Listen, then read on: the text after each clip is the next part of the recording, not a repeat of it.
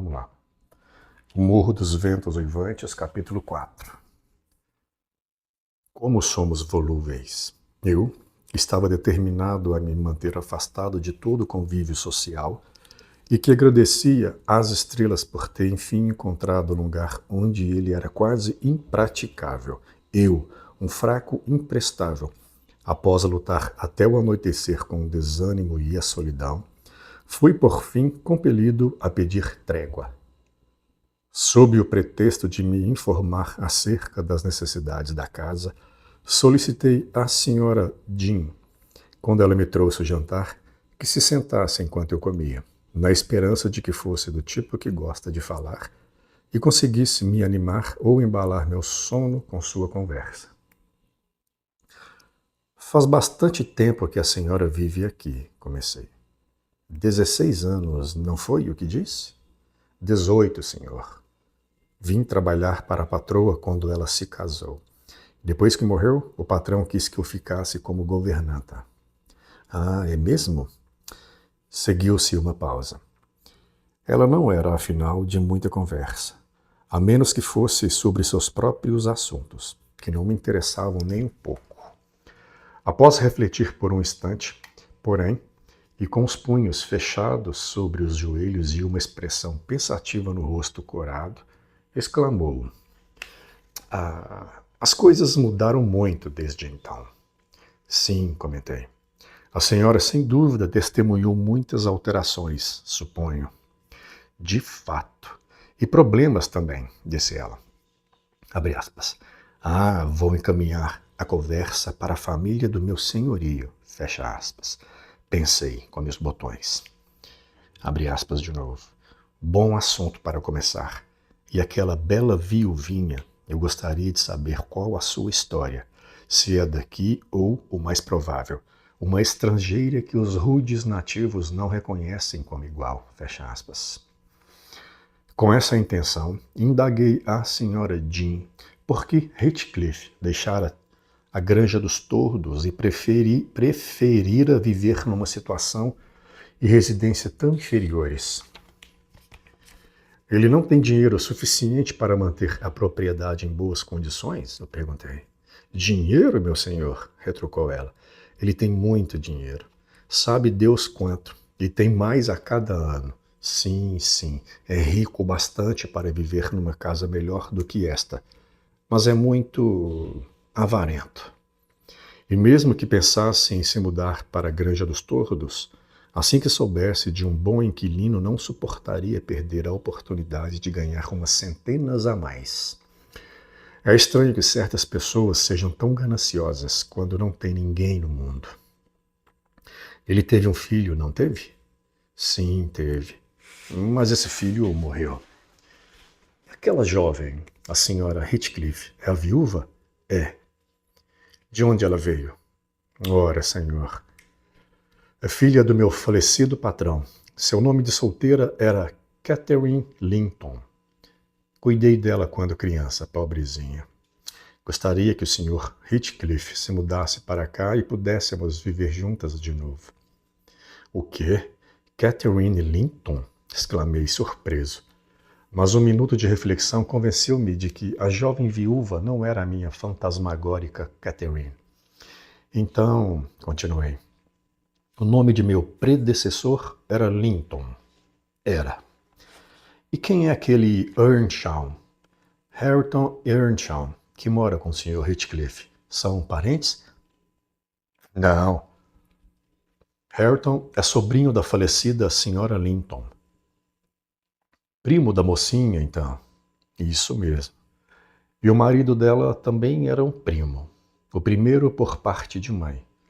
O segundo por parte de pai. Heathcliff se casou com a irmã do Sr. Linton. Notei que a casa dos Morros dos Ventos Uivantes tem o nome de Earnshaw entalhado sobre a porta da frente. É uma família antiga? Muito antiga, senhor.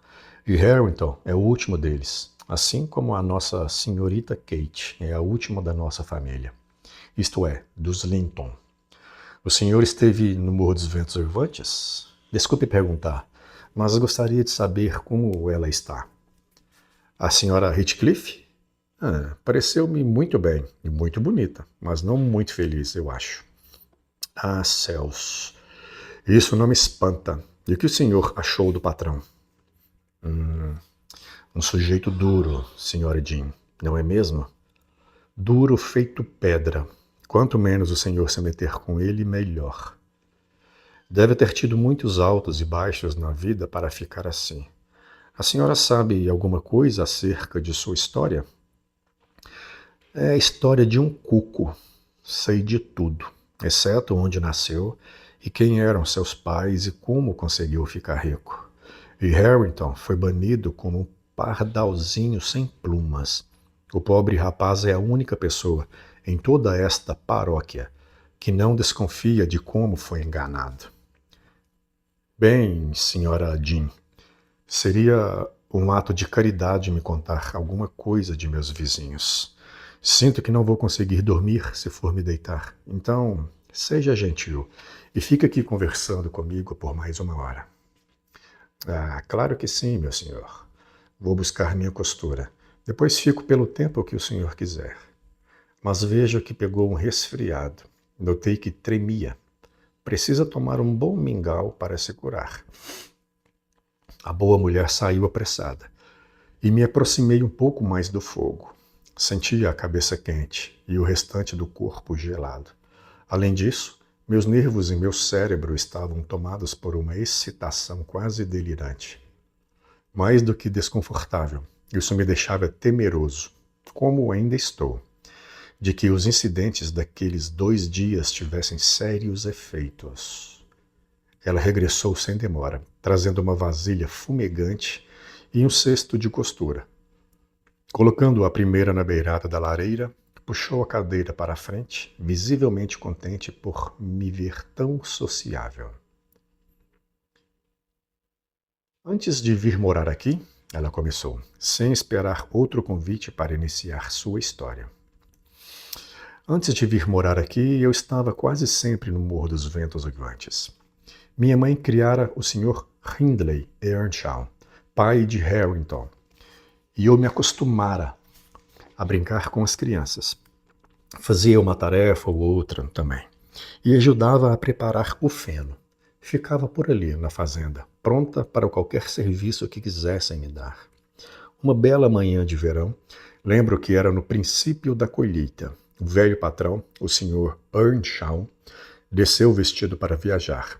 Depois de dizer a Joseph o que tinha de ser feito naquele dia, virou-se para Hindley, Kate e para mim, que tomava meu mingau com eles, e disse, dirigindo-se ao filho: Muito bem, meu caro rapaz, eu vou a Liverpool hoje.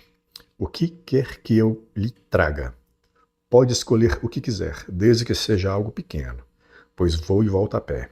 90 e tantos quilômetros para ir e o mesmo para voltar. E isso é bastante coisa. Hindley disse que queria uma rabeca. E então o patrão fez a mesma pergunta à senhorita Kate. Ela mal completara 6 anos, mas montava qualquer cavalo da estrebaria. Então pediu um chicote. Ele não se esqueceu de mim, pois tinha bom coração, embora fosse às vezes bastante severo. Prometeu-me trazer um saco de peras e maçãs. E então deu um beijo de despedida nos filhos e partiu. Os 3 dias em que esteve ausente pareceram-nos muito tempo. E com frequência a pequena Kate perguntava quando ele voltaria. A senhora Earnshaw o esperava para o jantar do 3º dia e, hora após hora, atrasava a refeição, mas nada de ele chegar. Por fim, as crianças se cansaram de correr até o portão para ver. Escureceu. Ela queria colocar os filhos na cama, mas eles suplicaram tristemente que lhes deixasse esperar o pai acordados. Eram quase 11 horas quando o trinco da porta se abriu sem ruído e o patrão entrou. Jogou-se numa cadeira, rindo e gemendo, e pediu que o deixassem, pois estava mais morto do que vivo. Jamais voltaria a fazer uma caminhada daquelas, nem mesmo pelos 3 reinos. Ainda por cima, quase morrer de medo. disse ele, abrindo o casaco que trazia embalado como um fardo nos braços. Veja, mulher, nunca fui tão castigado por algo em toda a minha vida, mas você deve considerá-lo um presente de Deus, mesmo sendo tão escuro que mais parece ter vindo do diabo. Juntamo-nos ao redor dele, e por cima da cabeça da senhorita Kate vi de relance uma criança suja, maltrapilha, de cabelos pretos. Era grande o suficiente para andar e falar. Pelo rosto, parecia na verdade mais velho do que Catherine. Mas quando o puseram de pé, só o que fez foi ficar olhando ao redor e repetir umas palavras sem nexo que ninguém conseguia entender. Fiquei com medo, e a senhora Earnshaw estava a ponto de atirá-lo porta fora. Ficou furiosa, perguntando ao marido o que tinha dado nele para trazer aquele cigano para dentro de casa, quando já tinham filhos seus para alimentar e cuidar. O que ele pretendia fazer com a criança? Teria enlouquecido? O patrão tentou explicar o que havia acontecido, mas estava mesmo quase morto de cansaço. E, em meio às broncas dela, tudo o que consegui entender foi que o havia encontrado faminto e sem casa, perambulando mudo pelas ruas de Liverpool. Apanhara-o no colo e perguntara de quem era. Ninguém soubera dizer, explicou o patrão, que, tendo tempo e dinheiro limitados, achou melhor levá-lo de imediato para casa consigo do que gastar com ele recursos inúteis ali, pois estava determinado a não deixar o menino como o havia encontrado. Bem, por fim, minha patroa resmungou até se acalmar. E o Sr. Earnshaw me disse que levasse o menino, lhe desse roupas limpas e o deixasse dormir com seus filhos. Hindley e Kate contentaram-se com olhar e ouvir até a paz ser restabelecida. Em seguida, ambos começaram a procurar nos bolsos do pai os presentes que ele lhes prometera.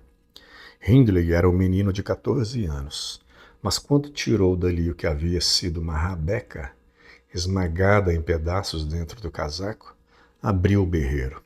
E Kate, ao ficar sabendo que o patrão perdera seu chicote enquanto cuidava do estranho, exibiu seu humor arreganhando os dentes para a criança e cuspindo nela, o que lhe valeu uma sonora bofetada do pai, destinada a lhe ensinar bons modos.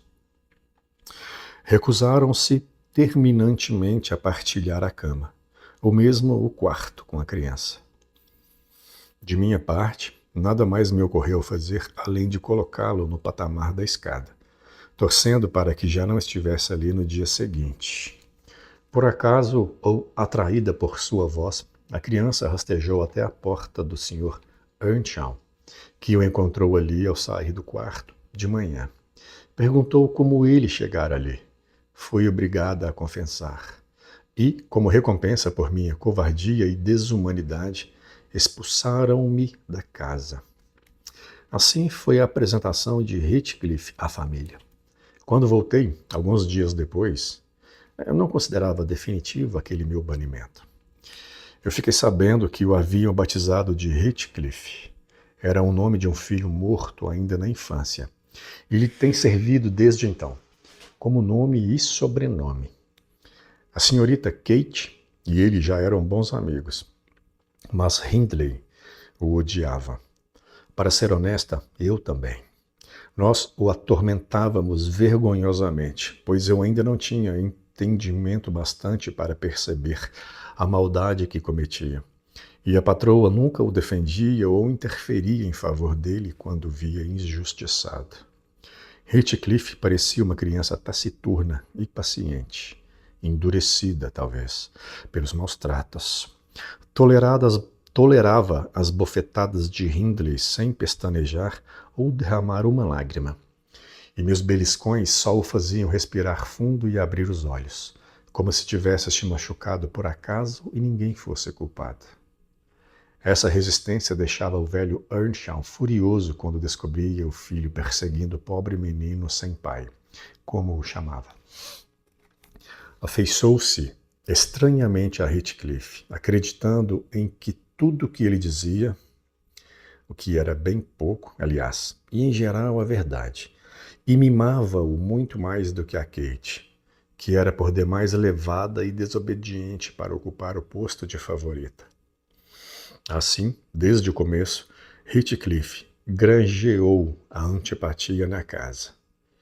Quando a senhora Earnshaw morreu, menos de 2 anos depois, o jovem patrão já aprendera a considerar o pai um opressor mais do que um amigo, e Heathcliff como um usurpador do afeto do pai e de seus próprios privilégios.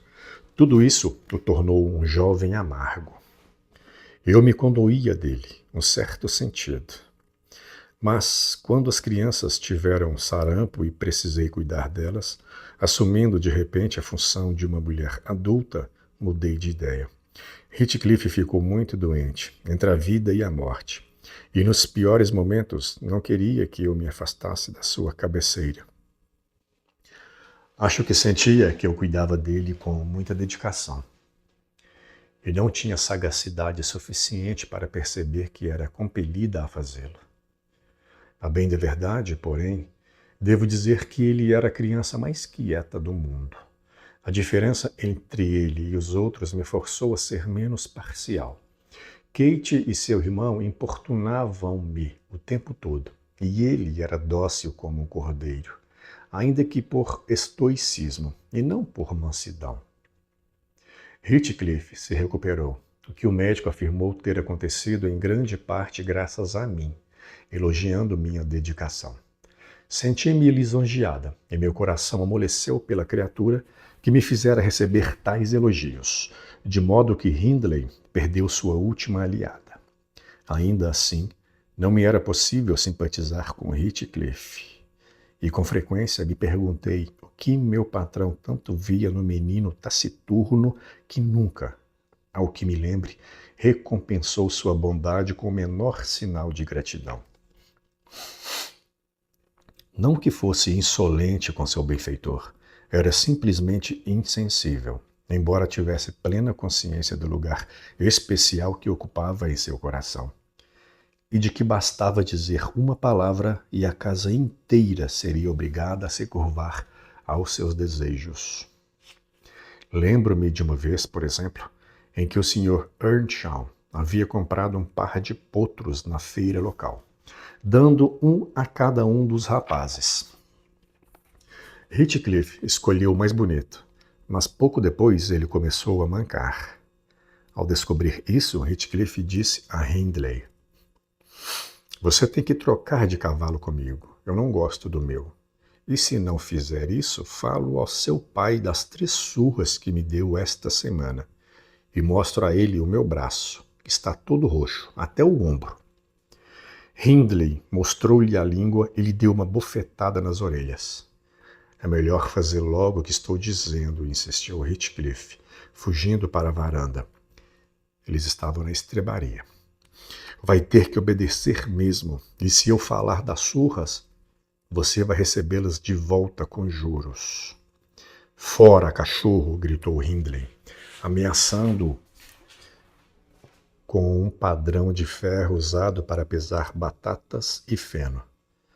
Jogue isso em mim", replicou Heathcliff imóvel, "e eu conto como você disse que vai me expulsar da casa assim que ele morrer. Veremos se não é você que vai se ver na rua na mesma hora." Hindley jogou o peso, acertando-o no peito. Heathcliff caiu, mas se pôs de pé no mesmo instante, cambaleando, pálido e sem fôlego. Se eu não o tivesse impedido, teria ido ter com o patrão naquele mesmo instante e obtido sua vingança, deixando sua situação falar por ele e revelando quem fora o responsável.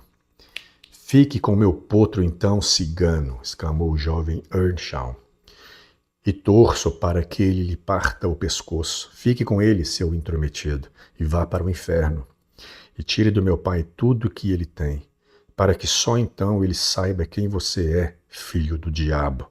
Leve o cavalo, tomara que ele arrebente seus milholos com o coice." Heathcliff tinha ido soltar o animal e levá-lo para sua própria baia. Estava passando atrás do potro quando Hindley, Concluiu a fala empurrando-o para baixo das patas e, sem parar para ver se sua esperança tinha se concretizado, fugiu o mais depressa que pôde. Fiquei espantada ao ver a calma com que o garoto se levantou e continuou o que estava fazendo. Trocou as celas, depois se sentou no feixe de feno até passar a vertigem que o golpe violento causara, antes de entrar em casa. Consegui persuadi-lo com facilidade a pôr a culpa dos machucados no cavalo. Agora que já conseguira o que desejava, ele não se importava com a história que seria contada.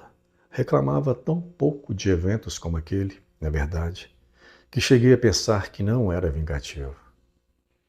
Eu estava completamente enganada, como você vai ver. Fim do capítulo 4.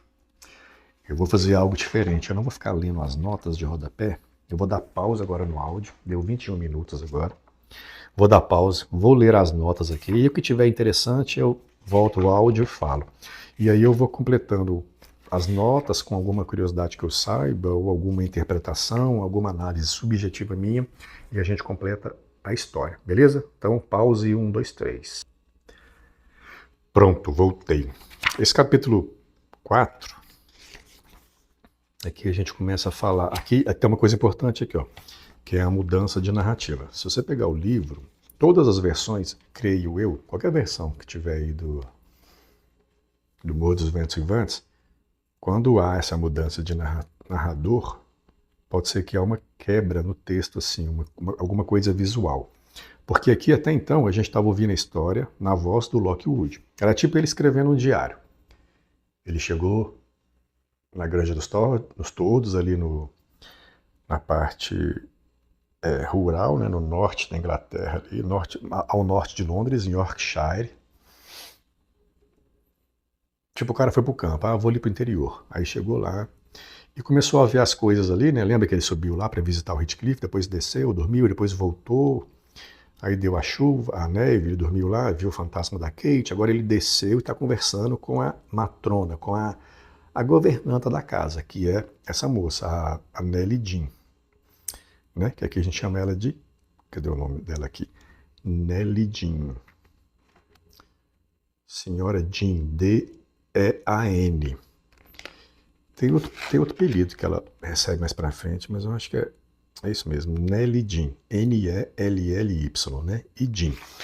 Essa Nellie Dean, hoje ela é a governanta da Granja dos Tordos, lá embaixo, que está cuidando da casa, onde o Lockwood se acomodou. E aí ele volta e começa a fofocar com essa mulher. Ele fala, Ki, me conta a história aí de lá.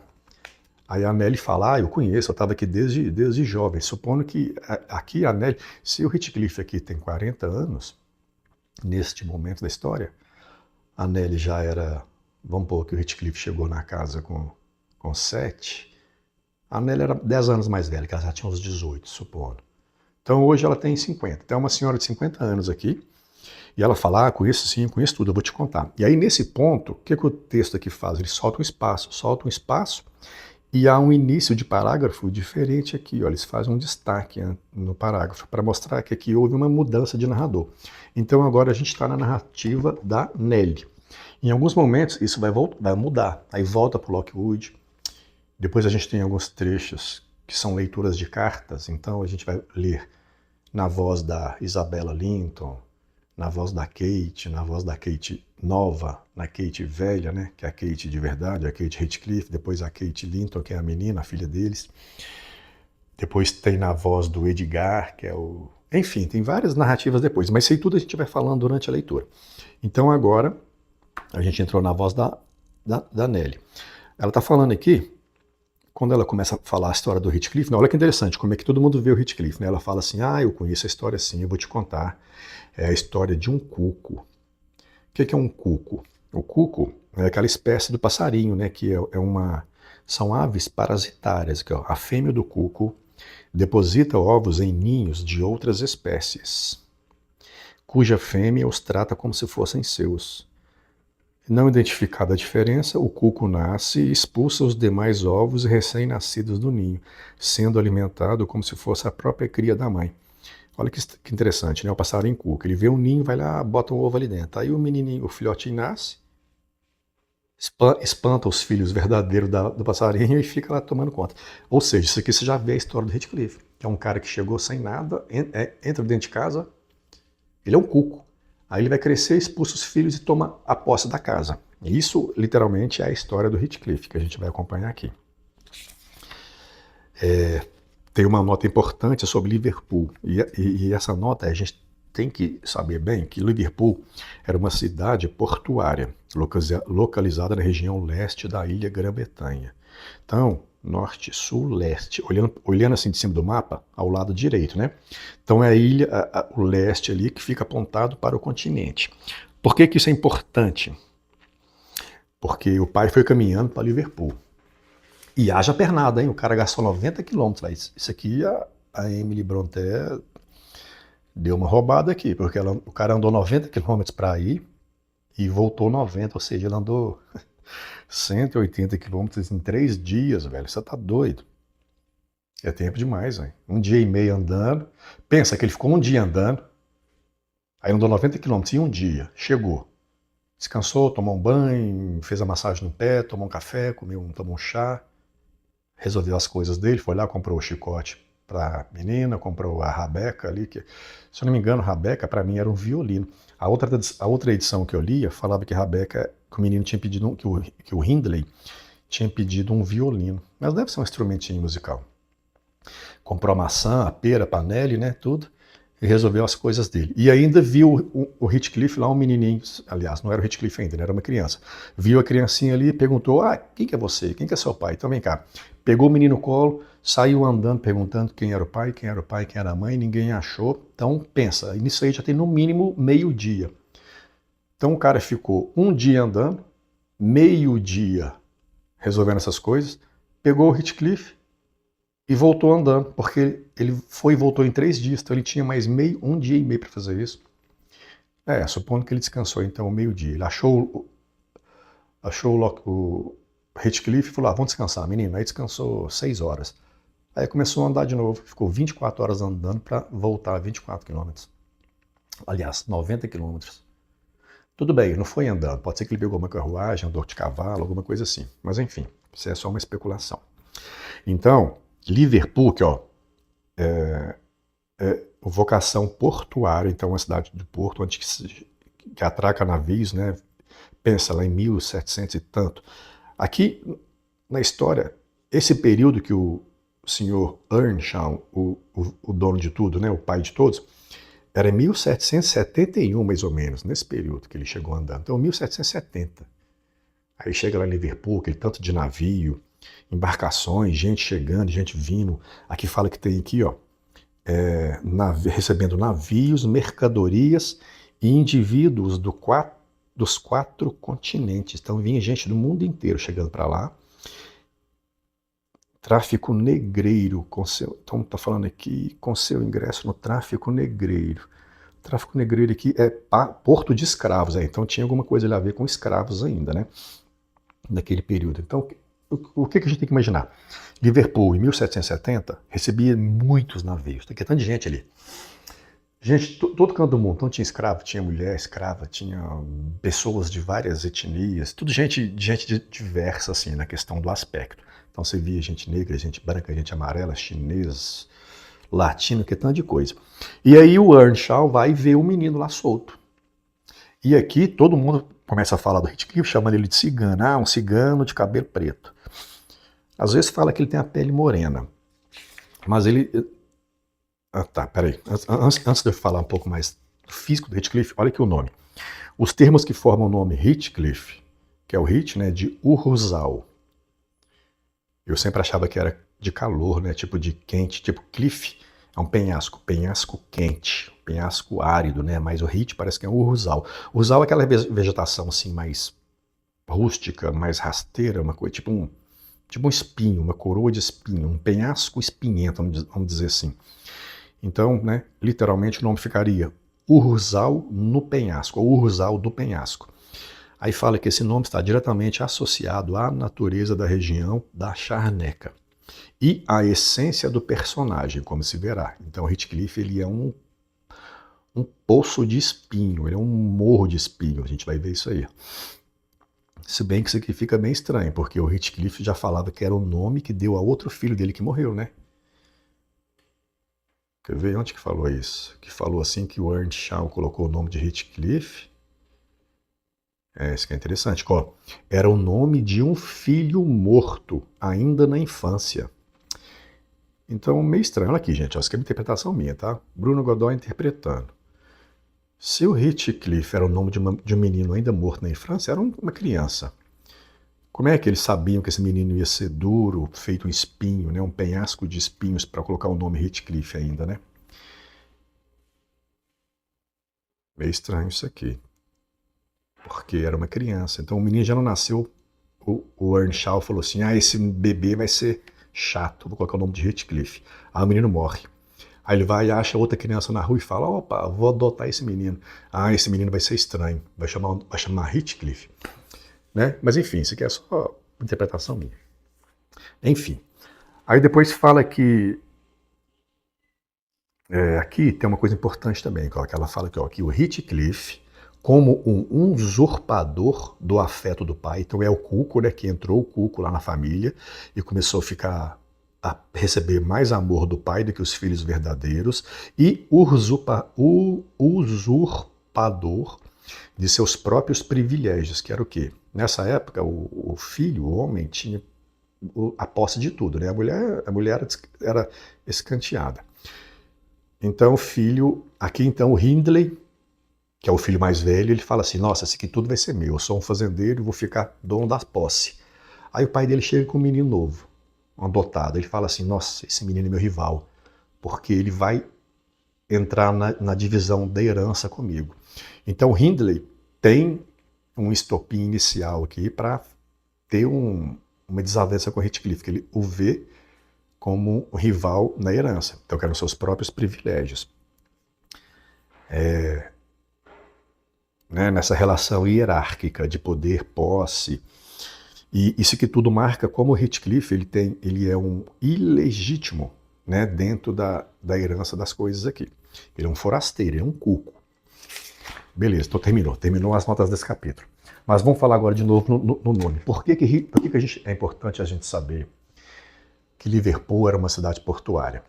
Então tá lá, chegou Earnshaw, uma cidade portuária, que é tanto de navio, né? Tipo Piratas do Caribe, que é tanto de navio chegando, Jack Sparrow, aquela coisa toda assim, aquela bagunça, gaivota, barulho de corda, barulho de ferro rangendo, madeira com madeira, né? Aquele ranço de peixe morto, gaivotas voando, com o bico todo pingando sangue, né? Tanto ali chafurdar os peixes mortos, nas entranhas dos animais marítimos, tudo aquela coisa ali. Então tava essa mexida toda. E aí ele vê esse menino. Aí como que a gente vê Heathcliff? Um menino moreno, um cigano, de olho preto, cabelo preto. Aí você pensa assim, nossa, e ele sofre muito preconceito. Você vai ver que a partir daqui ele tem preconceito para todo lado. As pessoas veem ele na rua, veem ele assim e falam: lá o cigano. Aí a gente começa a pensar, pô, será que era um preconceito racial? As pessoas já ouviam, né? Tipo, ele era moreno, preto, o que ele era? Porque o contexto aqui, a gente está falando de uma Inglaterra de 1700, um ambiente rural essencialmente conservador, né? Que conserva ali os padrões de uma época. Então, você tem o Hindley louro, meio ruivo, branquinho, olho azul, a Kate louro do olho azul, os cachos. Todo mundo aqui é tipo branco do olho azul, azulzinho. Aí chega o menino moreno. Então ele não era, ele pode não ser essencialmente negro, ele pode ser um moreno que eu falo assim, tipo nós, brasileiro, um pardo. O que eu imagino? Sempre que eu começava a ler, desde que eu leio, né, Morro dos Ventos Uivantes, eu imagino o Heathcliff tipo um Johnny Depp. Eu até falei aqui, Piratas do Caribe, né? É tipo o Jack Sparrow, só que sem a maquiagem, sem aqueles trejeitos peculiares dele. Pensa ele no Edward Mãos de Tesouras, mas também sem os trejeitos do Edward, porque ele é meio estranho naquele filme, né? Ele no filme Dom Juan, pesquisa aí, Johnny Depp, Dom Juan, ou o Rodrigo Santoro, né, o autor brasileiro, um ator brasileiro, o Keanu Reeves.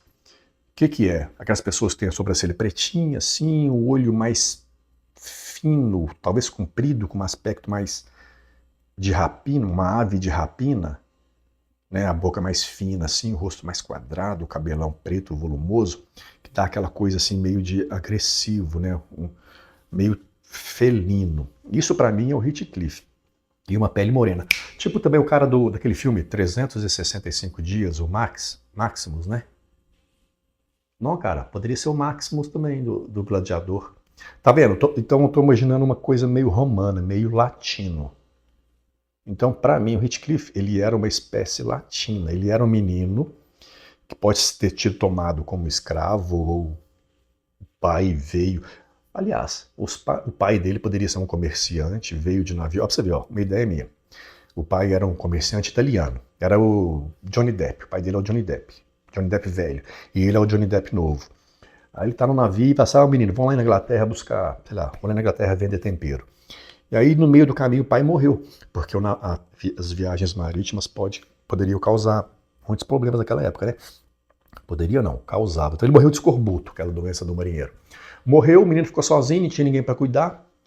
Então nesse lugar, um menino sem família e sem nada, e ele pegou um trauma, por isso que ele não conseguia falar, nem repetir o nome dele, ou pode ser que ele era meio tímido, talvez, o pai nem conversava, porque talvez o pai dele era mudo, não sabia nem conversar com ele. Olha a especulação, hein? E aí chegou lá em Liverpool, tá lá sozinho. O pai morreu, aí o marinheiro, o capitão do navio falou, meu filho, seu pai morreu, sai daqui. E empurrou o menino no meio do povo.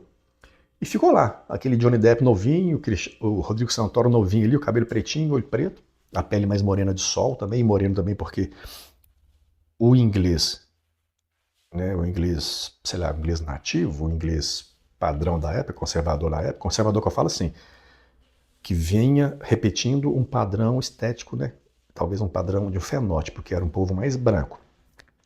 Bem branquinho, dos olhos azuis. Aí chega um menino moreno, com cabelo preto, o cara fala, ó, que menino estranho, exótico, essa palavra. Vem comigo, vou cuidar de você. Aí chegou na casa. Tanto que a mulher fala, o que você trouxe esse cigano? Porque o cigano na época era visto como esse pessoal assim, né? Um povo, tinha um certo preconceito, né? Eu tô lembrando aqui do Drácula, de Bram Stoker, quando Jonathan Harker ele viaja lá para o leste, vai lá para a Romênia, ele se depara com ciganos, né? Sempre usa essa palavra, ciganos, que vê aquele povo, tipo, que dorme em barraca, aquele povo sujo, com os dentes amarelo, cabelão, as mulheres com aquele vestido rodado, aquelas coisas todas, né? Tipo cigano. Me parece que, a gente pode até pesquisar isso depois, que nesse período o cigano era visto tipo como um termo depreciativo, né? Então você falava assim, ah, sai daqui, cigano. Tipo, sei lá, maltrapilho, mendigo, né? Algo assim, enfim. Então Heathcliff é visto como isso. Só que o maior problema do Heathcliff não é a estética, não é a aparência, até porque ele é bonito. A gente vai ver que ele é uma pessoa bonita. Ele atrai olhares para onde ele vai. Deve criar um menino muito bonito, assim, que chamava atenção. Só que ele é um menino que não tem nome, que não tem berço, que não tem origem, não tem família. Ele é simplesmente o Heathcliff. É como se você pegasse um menino na rua e colocasse o nome dele de, sei lá, eu tô olhando aqui para uma mesa. Mesa. Chamar um menino. Quem que é esse menino? É a mesa. Então pronto, tipo assim, ele não tem nome. Ele não tem berço, ele não tem lastro. E como a gente está numa família, num contexto aristocrático, num contexto aqui de uma nobreza, de famílias com posse, com dinheiro, com história, olha para você ver a casa. O primeiro detalhe que o Lockwood vê na casa, quando ele entra no Morro dos Ventos Uivantes, é a data, 1500. Então ele fala, nossa, quanta história tem nisso aqui. Isso remete ao quê? A algo que tem lastro, né? Que tem uma origem. Há uma árvore genealógica para aquela casa. Isso dá moral para as coisas, né? Você teria respeito aqui. E o Heathcliff? Não tem nada. Ele é um menino sem família, sem berço. Ninguém sabe de onde ele veio, ninguém sabe quem são os pais. Não sabe nada, absolutamente nada dele. Ele só chegou naquela fazenda, lá no Morro dos Ventos Uivantes, e recebeu o nome de Heathcliff. Pronto. E agora ele vai ficar muito amigo da Kate. Eles crescem juntos ali, têm a mesma idade, né, praticamente. E o Hindley fica com raiva dele e fica maltratando. Então pronto, é isso. Feito toda essa explanação sobre o Heathcliff, e de novo, repetindo, ele é um cara sem origem. Qualquer pessoa... Tem uma cena, um spoiler, lá na frente tem uma cena em que o Heathcliff e a Catherine, né? A Catherine Earnshaw, que ela a Catarina Earnshaw é ela original. Depois ela casa com o Edgar Linton e vira Kate Linton. Aí a filha, é meio confuso, né? Depois a filha da Catarina, da Kate, com Edgar Linton, nasce uma menina que também chama Kate. Aí ela chama Kate Linton, é a filha, que é essa loura que a gente está vendo lá em cima na casa hoje. Essa menina casa com o filho do Heathcliff. Por isso que hoje ela é a Kate Heathcliff. Entendeu toda a bagunça? Esqueci o que eu estava falando. Ah, tá, sobre a origem? Ah, tá, não, sobre a cena. Aí tá a Catarina lá, a Kate Earnshaw e o Heathcliff brincando no lugar lá. E a pessoa chega e vê, né, pessoas adultas veem as crianças e falam, ali, você é a Kate, né, lá, a Catarina, você é a Kate Earnshaw, filha do senhor Earnshaw, do morro, beleza, beleza, tal, tal. Começa a tratar a menina bem. Aí na hora que eles olham pro Heathcliff e falam, e você aí, ô menino, cigano, sai daqui, e expulsa ele na hora. Tipo assim, completamente gratuito, ele não fez nada, ele simplesmente estava ali do lado da Kate. A Kate foi bem tratada porque ela tinha berço, sabiam quem era a família dela, né? Então ela tinha uma ascensão de nobreza, vamos chamar assim. E o Heathcliff, não, é um cigano, sai daqui, menino, e expulsou ele. Então isso tudo vai criando uma raiva nele, ele vai ficando com raiva, ele fala assim, nossa, todo mundo me maltrata, me chama de cigano, não dá atenção para mim. Por quê? Porque eu não tenho nada na vida, eu não sou nada. E isso vai criando esse sentimento de vingança nele. Por isso que ele faz tudo que ele faz, além do amor pela Kate. Isso é um pouco da construção do Heathcliff. O que mais?